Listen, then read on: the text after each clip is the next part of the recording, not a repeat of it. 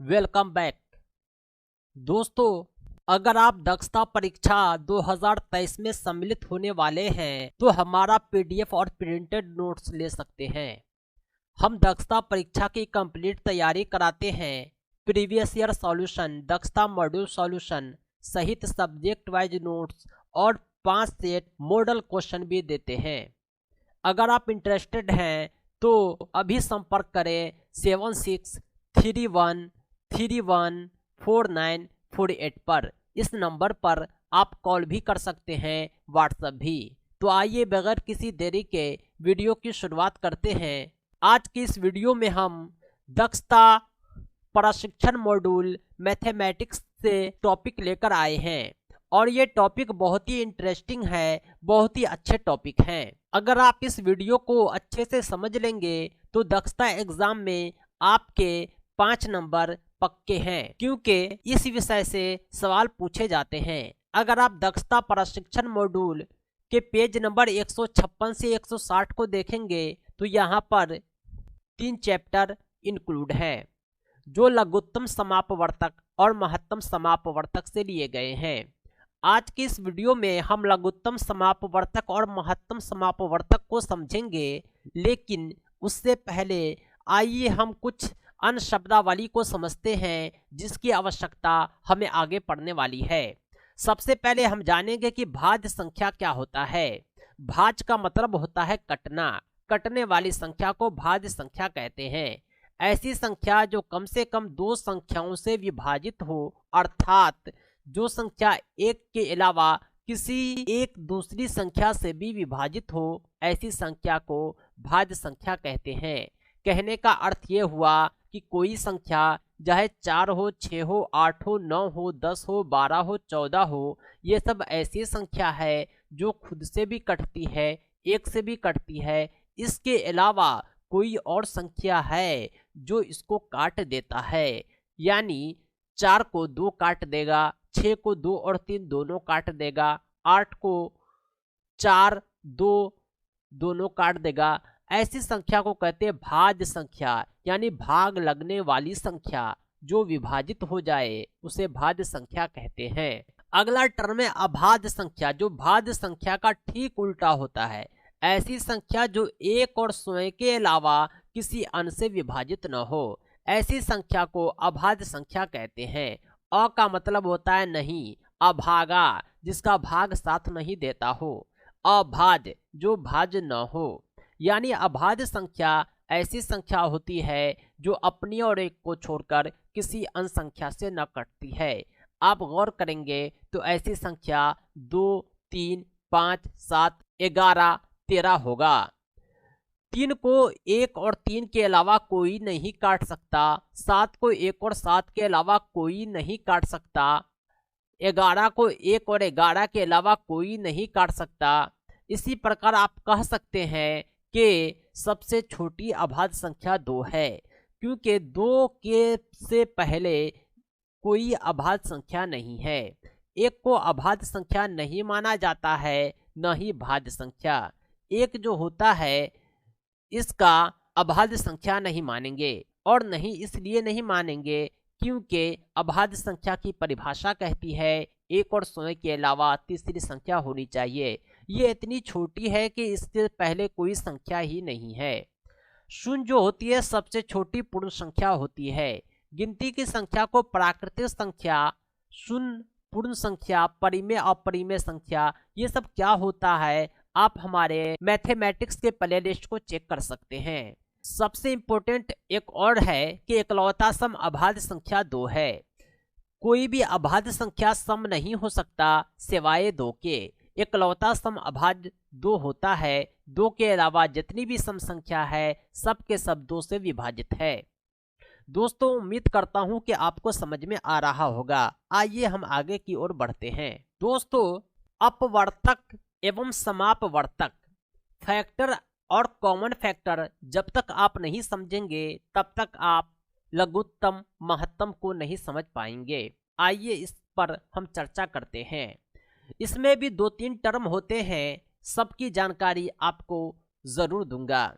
और कुछ ऐसे भी टर्म होते हैं जिसके नाम एक से अधिक होते हैं। दोनों एक ही होते हैं। मैं आवश्यकता महसूस करता हूं कि मैं दोनों नाम आपको बतला दूं ताकि आपको समझने में दिक्कत न हो। पहला होता है अपवर्त या गुणज।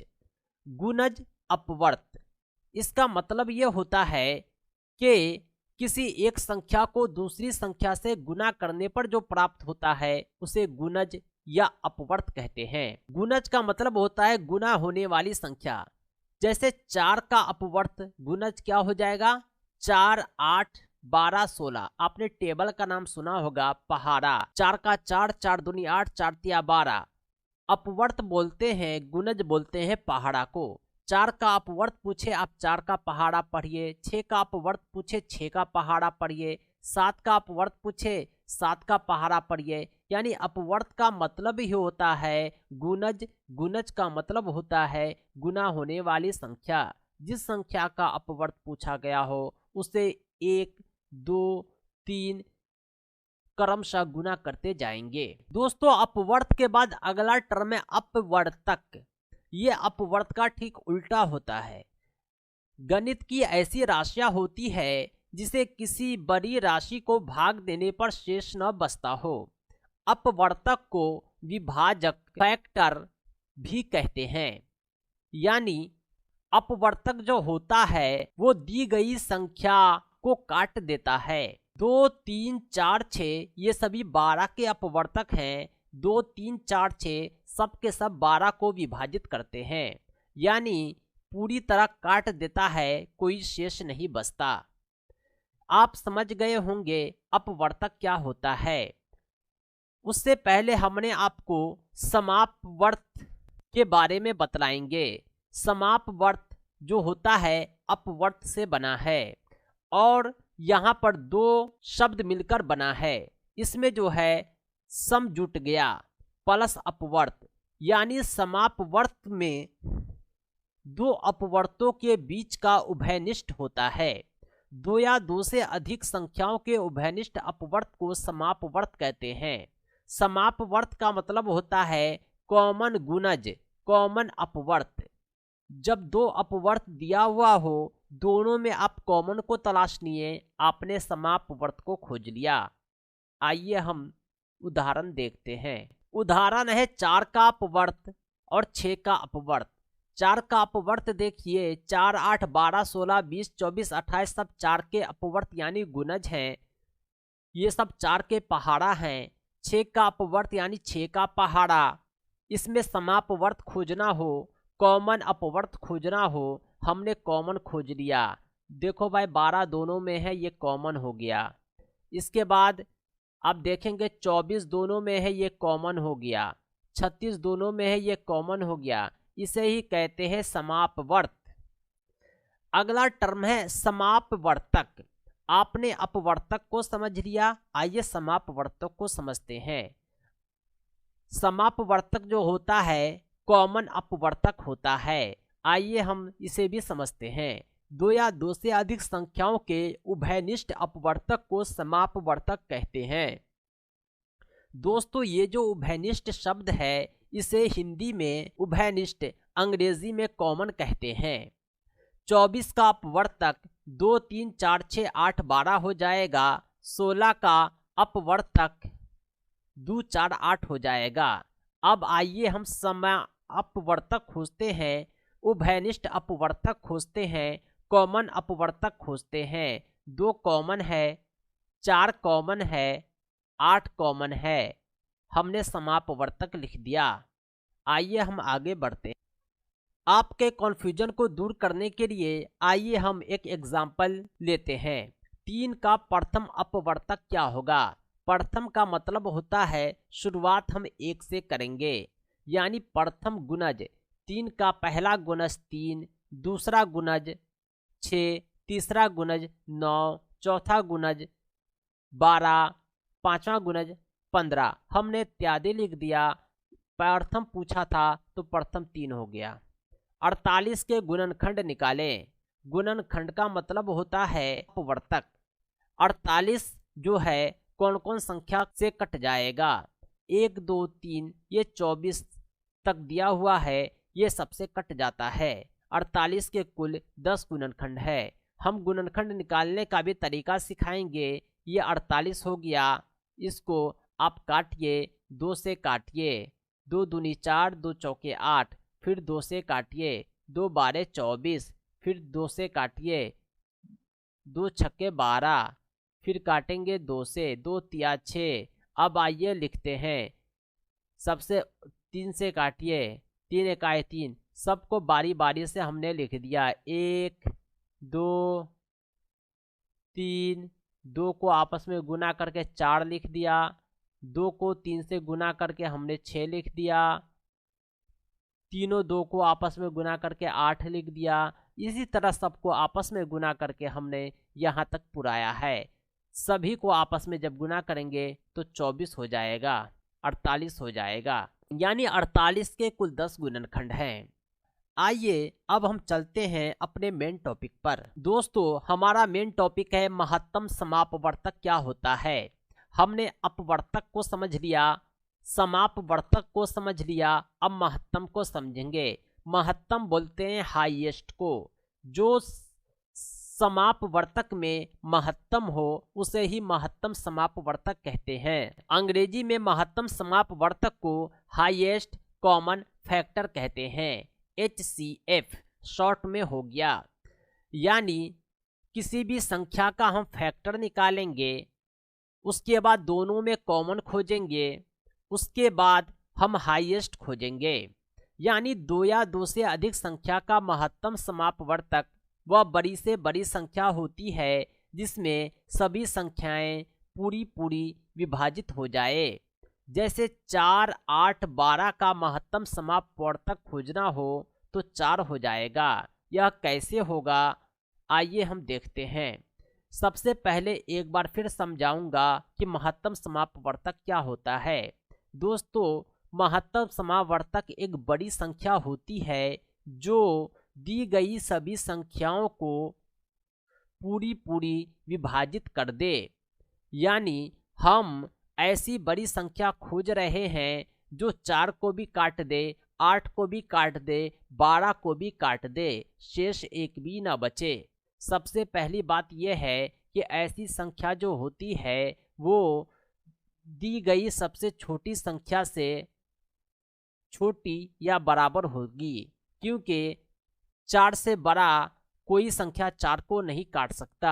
यानी महत्तम समापवर्तक महत्तम तो होता है लेकिन छोटी संख्या से भी छोटा या बराबर होता है। आइए इसे हम सॉल्व करके दिखलाते हैं, ये कैसे निकाला जाता है। दोस्तों, इस महत्तम समापवर्तक को आप 2 तरह से निकाल सकते हैं। सबसे पहली विधि जो होती है वो अभाज्य गुणनखंड विधि कहलाती है, दूसरी विधि भाग विधि कहलाती है। क्या होता है अभाज्य गुणनखंड विधि, आइए हम जानते हैं। उसके बाद एग्जाम्पल के साथ हम HCF निकाल कर दिखलाएंगे। अभाज्य गुणनखंड विधि में सबसे पहले हम क्या करते हैं कि प्रत्येक संख्याओं का अभाज्य गुणनखंड निकालते हैं और उस अभाज्य गुणनखंड को गुणनफल के रूप में लिख लेते हैं।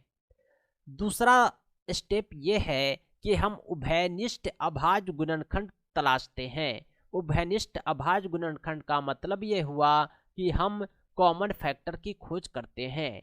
उसके बाद छोटी से छोटी घातों वाले गुणनखंड का गुणनफल ही प्राप्त करते हैं। यही संख्या का महत्तम समापवर्तक होता है। उम्मीद करता हूं कि आपको समझ में आया होगा। फिर भी आइए हम उदाहरण देकर आपके कॉन्फ्यूजन को दूर करते हैं। उदाहरण ये है, आइए 8, 36, 72 ये 3 संख्या है, इसका महत्तम समापवर्तक निकालते हैं गुणनखंड विधि से। 8 का गुणनखंड निकालेंगे तो 2 गुने 2 गुने 2 हो जाएगा। ये 8 है, इसका आप गुणनखंड निकालिए, 2 चौके 8, फिर 4 को 2 से भाग दिए, 2 दूनी 4, इसको आपस में गुना कीजिएगा तो 8 हो जाएगा। हमने 2 गुने 2 गुने 2 लिख दिया। 2 3 बार आया है, 2 पर पावर 3 लिख दिया, 2 का घात 3। दूसरी संख्या है 36। 36 का मतलब ये हुआ 2 दूनी 4, तिया 12, तिया 36। 36 का जब आप गुणनखंड निकालेंगे तो आपको यही प्राप्त होगा। इसमें 2 2 बार आया है, 2 का घात लिख दिए। 3 2 बार आया है, 3 का घात लिख देंगे। उसके बाद है 72। 72 में 2 गुने 2 गुने 2 गुने 3 गुने 3 लिखाएगा। इसमें 2 जो है 3 बार है और 3 जो है 2 बार है। उभयनिष्ठ अभाज्य गुणनखंड क्या हो जाएगा? उभयनिष्ठ जो अभाज्य गुणनखंड होगा दोस्तों, उभयनिष्ठ अभाज्य गुणनखंड जो होगा वो 2 ही होगा, क्योंकि तीनों में 2 कॉमन है। 3 जो है केवल 2 में है, तीसरे में नहीं है, इसलिए नहीं होगा। और 2 में भी हम घात लेंगे, मिनिमम घात लेंगे। 2 में जो मिनिमम घात है 2 का पावर 2 है, यही जो महत्तम समापवर्तक हो जाएगा। 2 पे पावर 2 का मतलब आप जानते होंगे 2 गुने 2 यानी 4 जो हुआ महत्तम समापवर्तक हुआ किसका? 8 36 72 का। ये जो विधि है अभाज्य गुणनखंड विधि कहलाती है। आइए एक और एग्जाम्पल देते हैं ताकि आपके कन्फ्यूजन दूर हो। दोस्तों एक और एग्जाम्पल है 48 36 72 का महत्तम समापवर्तक ज्ञात कीजिए। इसे भी हम अभाज्य गुणनखंड विधि से ही निकालेंगे। सबसे पहले 48 का गुणनखंड निकालते हैं। इसे हम 2 गुने 2 गुने 2 गुने 2 गुने 3 के रूप में लिख सकते हैं। जब इसे आपस में गुना करेंगे तो 48 हो जाएगा। यहाँ 2 4 बार आया है, 2 पे पावर 4 होगा। 3 1 बार आया है, 3 पे पावर 1 होगा। इसी प्रकार 36 को हम 2 गुने 2 गुने 3 गुने 3 के रूप में लिख लिए। 2 2 बार आया है, 2 पे पावर 2 होगा। 3 2 बार आया है, 3 पे पावर 2 होगा। इसी प्रकार 72 को हमने 2 गुने 2 गुने 2 3 गुने 2 के फॉर्म में लिखा। 2 3 बार आया है, 3 2 पर आया है। उभयनिष्ठ अभाज्य गुणनखंड क्या होगा, यानी इसमें जो है कॉमन क्या है? आप गौर करेंगे 2 तीनों में मौजूद है, 3 भी तीनों में मौजूद है, यानी 2 और 3 कॉमन है। लेकिन महत्तम समापवर्तक में सबसे छोटी घातों को लेते हैं। आइए हम देखते हैं 2 का सबसे छोटा घात क्या है। यहाँ 3 है, 2 है, 4 है। सबसे छोटा 2 पे पावर 2 हो गया, हमने इसे लिख दिया। 3 में मिनिमम घात क्या है? 1 पावर 2 पावर 2 पावर, मिनिमम 3 पे पावर 1 हो गया। इसे जब आप महत्तम समापवर्तक निकालने के लिए लिखेंगे तो 2 पे पावर 2 का मतलब होता है 4, 3 पे पावर 1 का मतलब होता है 3। महत्तम समापवर्तक हो जाएगा 4 तिया 12, जो सही जवाब हो जाता है। दोस्तों उम्मीद करता हूँ कि आपको समझ में आया होगा। दोस्तों एक और तरीका काफ़ी पॉपुलर है महत्तम समापवर्तक निकालने का, वो है भाग विधि। भाग विधि में कैसे महत्तम समापवर्तक निकाला जाता है आइए हम आपको समझाते हैं। इसमें क्या करते हैं कि दो संख्या x और y अगर महत्तम समापवर्तक निकालना हो तो हम देखते हैं कौन बड़ा है कौन छोटा है। छोटे से हम बड़े में भाग देते हैं, उसके बाद बड़ी संख्या को छोटी संख्या से भाग देंगे। उदाहरण देखिए आप 8 36 72 का महत्तम समापवर्तक निकालना है। यहाँ हम सबसे पहले 2 पर फैसला लेते हैं, उसके बाद हम तीसरे को देखेंगे। आइए हम 2 को देखते हैं। 8 और 36 में छोटा कौन है? 8 है। 8 से हम 36 को भाग देंगे। 8 से जब 36 को भाग देते हैं तो 4 मरतबा में 8 चौके 32 आता है। 36 में से 32 घटाने पर 4 शेष बचा। इस शेष से हम 8 को भाग देंगे, यानी यहाँ पर जो भाजक था बाद में यही भाज्य बन जाता है। 4 से 8 को भाग देंगे तो ये 2 बार में कटेगा और शेषफल 0 बचेगा। यानी हमने 8 से 36 को भाग दिया उस वक्त तक जब तक के शेषफल 0 हो जाए। अब आपसे पूछा जाए कि कौन ऐसी संख्या है जो शेषफल को 0 किया है, आप कहेंगे 4। 8 और 36 का महत्तम समापवर्तक 4 हो जाएगा। इसी प्रकार महत्तम समापवर्तक निकाला जाता है। दोस्तों सवाल में 72 भी था, हमने 4 प्राप्त कर लिया, दूसरी संख्या 72 है। अब क्या करेंगे, हम 4 से 72 को भाग देंगे, क्योंकि 72 बड़ी संख्या है, 4 छोटी संख्या। 18 बार में 18 चौके 72, शेषफल 0 हो जाता है। यानी 4 जो हो जाएगा तीनों का महत्तम समापवर्तक हो जाएगा। आपने देखा होगा हमने कितनी आसानी से भाग विधि से महत्तम समापवर्तक निकाल लिया। आप सिर्फ छोटा और बड़ा की पहचान करें, छोटे से बड़े को भाग दें उस वक्त तक जब तक शेषफल शून्य आ जाए। शेषफल शून्य करने वाले भाजक ही दी गई संख्या के महत्तम समापवर्तक हाईएस्ट कॉमन फैक्टर HCF होते हैं। दोस्तों, महत्तम समापवर्तक निकालने के क्रम में आपको कुछ ऐसे भी प्रश्न दे दिए जाएंगे जो भिन्न के रूप में होंगे। आइए हम जानते हैं भिन्न का महत्तम समापवर्तक कैसे निकालेंगे। भिन्न वाली संख्या यानी बट्टे वाली संख्या का महत्तम समापवर्तक निकालने के लिए हम इस फॉर्मूले का उपयोग करेंगे। भिन्न का महत्तम समापवर्तक HCF बराबर है भिन्न का महत्तम अंश का महत्तम समापवर्तक बट्टा हर का लघुत्तम समापवर्तक।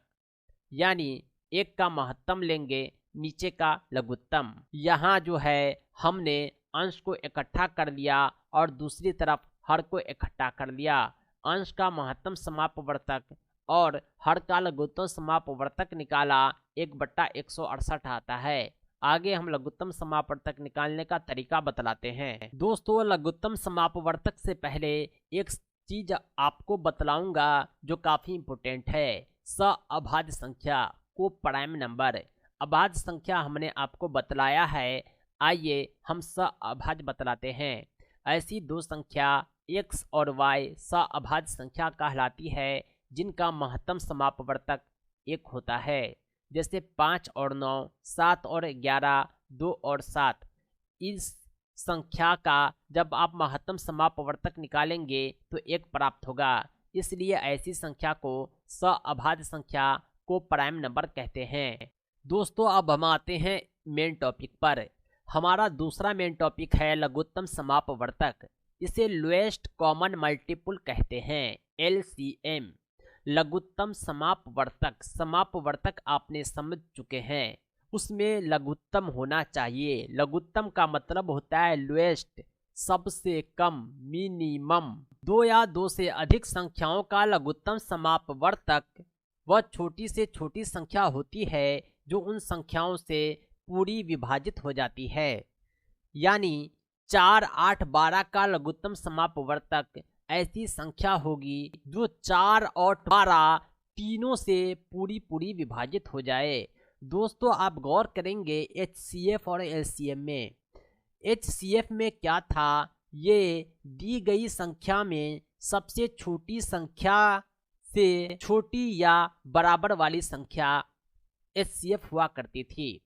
लेकिन LCM में क्या होगा, दी गई संख्या में जो सबसे बड़ी संख्या है LCM उसके बराबर होगा या उससे बड़ा होगा, कभी भी बड़ी संख्या से छोटा नहीं हो सकता, क्योंकि LCM में दी गई संख्या से विभाजित होता है और HCF में दी गई संख्या को विभाजित करता है। 4, 8, 12 का लघुत्तम समापवर्तक 24 होता है। 24 जो है 4 से भी पूरा विभाजित है, 8 से भी पूरा विभाजित है, 12 से भी पूरा विभाजित है। कहने का अर्थ ये हुआ कि अभिष्ट लघुत्तम समापवर्तक 24 जो है वह छोटी से छोटी संख्या है जो 4, 8, 12 तीनों से पूरी विभाजित हो जाए। हमने लघुत्तम खोजा है।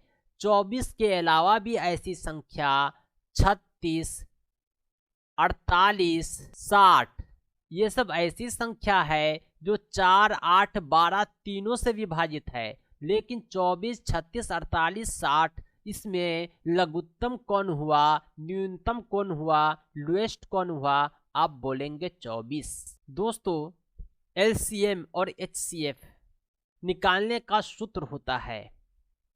आइए हम इस सूत्र को देखते हैं। भिन्न का लघुत्तम समापवर्तक, जो भिन्न होते हैं उसका लघुत्तम समापवर्तक निकालना हो तो आप अंश का लघुत्तम समापवर्तक निकालेंगे, हर का महत्तम। अगर भिन्न का महत्तम निकालना हो तो अंश का महत्तम बट्टे हर का लघुत्तम। यानी ये सूत्र काफी इंपॉर्टेंट है। लघुत्तम निकालना हो तो अंश का लघुत्तम महत्तम निकालना हो तो अंश का महत्तम, और हर में अंश का ठीक उल्टा होगा। अगर एलसीएम एचसीएफ किसी दो संख्या का दिया हुआ हो तो उसके बीच का जो रिलेशन होता है एलसीएम को एचसीएफ से गुना करने पर उतना ही आता है जितना दोनों संख्याओं को आपस में गुना करने पर आता है। यानी एलसीएम गुने एचसीएफ बराबर है प्रथम संख्या गुने द्वितीय संख्या। 12 और 8 का एलसीएम जो होगा और 12 और 8 का जो एचसीएफ होगा ये आपस में गुना करने पर उतना ही आएगा जितना 12 और 8 को आपस में गुना करने पर आएगा। दोस्तों आइए कुछ उदाहरण देखते हैं, एलसीएम और एचसीएफ को अच्छे से समझते हैं। पहला सवाल है 24, 32, 40 का लघुत्तम समापवर्तक एवं महत्तम समापवर्तक निकालिए गुणनखंड विधि से। हमने 24, 32, 40 को गुणनखंड के रूप में लिख लिया। गुणनखंड निकालना हमने आपको सिखलाया था। एलसीएम जो होगा उसको हम कॉमन तलाशते हैं। 2 कॉमन है, यहाँ 2 कॉमन है, 2 कॉमन है। इसके अलावा जो भी संख्या दी गई है सभी को लिख देते हैं। यानी 3 2 कॉमन है, इसके बाद 2 ठो 2 लिख दिया, 1 ठो 3 लिख दिया, 1 ठो 5 लिख दिया। सभी को आपस में गुना करने पर जो आता है वो एलसीएम हो जाता है। लेकिन एचसीएफ निकालने के लिए हम इसी गुणनखंड विधि का उपयोग करते हैं। इसमें जो होगा जो कॉमन है तीनों में केवल उसी को लिखेंगे। एचसीएफ में 2 गुने 2 गुने 2 एचसीएफ 8 हो जाएगा। यानी एलसीएम में हम कॉमन के अलावा बाकी सभी को लिख देते हैं, एचसीएफ में केवल कॉमन को लिखते हैं। यही डिफरेंस है एलसीएम और एचसीएफ में। हमने एलसीएम 480 एचसीएफ 8 प्राप्त किया। दोस्तों एक और एग्जाम्पल लेते हैं। 18, 42, 102 का महत्तम समापवर्तक निकालते हैं। 18, 42, 102 को हमने 18 को 2 गुने 2 3 गुने 3 लिखा, 42 को 2 गुने 3 गुने 7 लिखा, 102 को 2 गुने 3 गुने 17 लिखा। अब जब कॉमन देखेंगे तो 2 जो है तीनों में अवेलेबल है, 3 भी तीनों में अवेलेबल है, बाकी 3 केवल 1 में है, 7 भी केवल 1 में है, 17 भी केवल 1 में है। यानी 2 और 3 जो है तीनों में अवेलेबल है। 2 और 3 को आपस में गुना करेंगे तो 6 प्राप्त होगा। एचसीएफ जो होगा वो 6 हो जाएगा। एक और एग्जांपल लेते हैं। 60, 45, 180, 24 ये 4 डिजिट है, इसका एचसीएफ निकालते हैं। सभी का सबसे पहले गुणनखंड निकाल लिया, उसके बाद हम जो है उभयनिष्ठ तलाशते हैं। यानी कॉमन क्या है ऐसा जो सब में अवेलेबल हो। आप देखेंगे 2 3 में है, 45 में 2 नहीं है, लेकिन 1 3 जो है वो सब में अवेलेबल है। इसके अलावा 5 भी केवल 2 में है, ये 3 भी केवल 2 में है। यानी उभयनिष्ठ क्या है 3 है। यानी महत्तम समापवर्तक एचसीएफ जो होगा वो 3 होगा। 3 ऐसी संख्या हुई जो 60, 45, 180, 24 सबको काट देगा। एक और संख्या है 216, 288, 720 इसका महत्तम समापवर्तक निकालते हैं। इसे हल करने के लिए हमने 216 का गुणनखंड निकाला, 288 का गुणनखंड निकाला, 720 का गुणनखंड निकाला।